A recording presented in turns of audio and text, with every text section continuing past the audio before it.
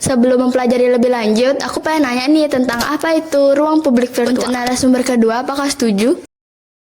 Setuju. Selain itu, hindari bahasa kasar, diskriminasi, atau menyerang orang secara personal. Jika kita tidak melaksanakan atau melakukan etika dalam berkomunikasi di ruang publik virtual, apa sih yang akan terjadi?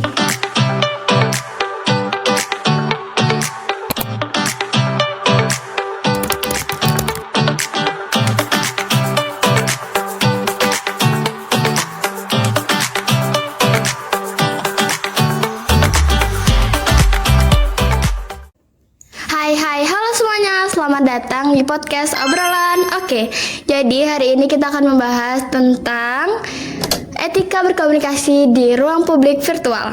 Jadi hari ini kita kedatangan 3 narasumber. Narasumber yang pertama yaitu Made Kaindra. Narasumber kedua yaitu ada Mahendra Bimanyu. Dan narasumber terakhir yaitu Bintang Aira.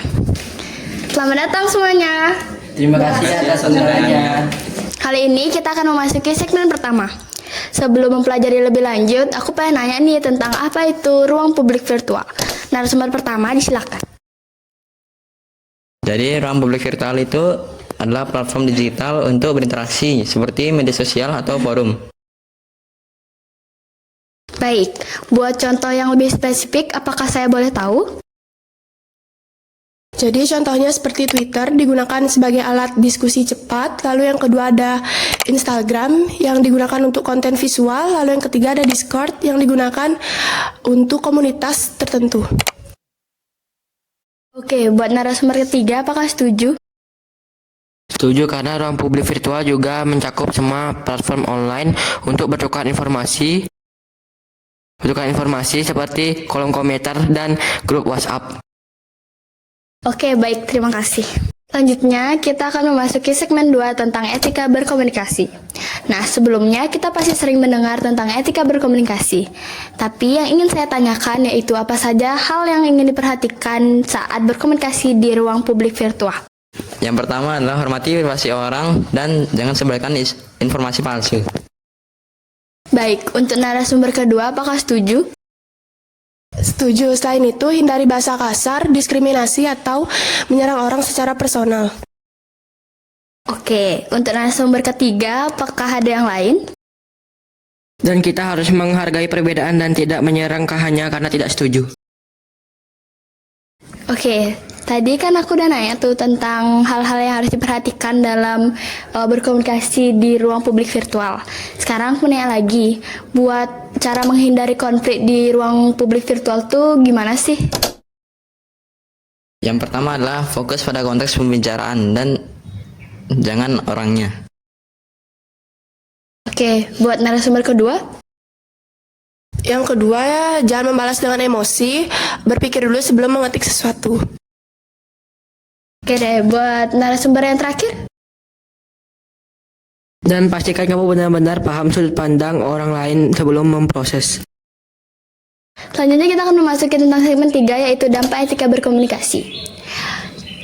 Jika kita tidak melaksanakan atau melakukan etika dalam berkomunikasi di ruang publik virtual, apa sih yang akan terjadi? Untuk narasumber pertama, disilakan. Yang pertama adalah konflik dan polarisasi yang bisa merusak hubungan antar individu. Oke, baik. Untuk narasumber yang kedua? Kita juga bisa kehilangan kepercayaan dari orang lain atau komunitas. Oke, untuk narasumber yang terakhir? Sampai bisa sampai ke psikologi seperti stres atau merasa terisolasi. Bahkan ada resiko pelanggaran hukum seperti UU ITE. Oke, baik. Terima kasih. Selanjutnya kita akan memasuki segmen terakhir yaitu segmen 4 yang membahas tentang tips praktis.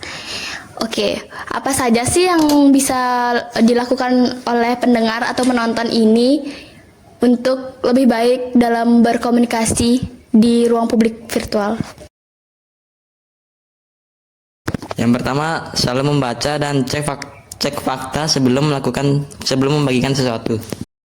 Oke, untuk menurut narasumber kedua? Dengan cara menggunakan bahasa yang normal dan netral. Oke, untuk pendapat yang narasumber ketiga? Membangun komunikasi sehat, kendalikan emosi, dan menghargai pendapat orang lain. Oke, baik. Terima kasih. Akhirnya kita sudah sampai di ujung video, yaitu penutupan. Sebelum penutupan, kami ada pesan nih buat kalian semua. Selalu ingat beretika saat berkomunikasi di ruang publik virtual. Akhir kata kami ucapkan terima kasih.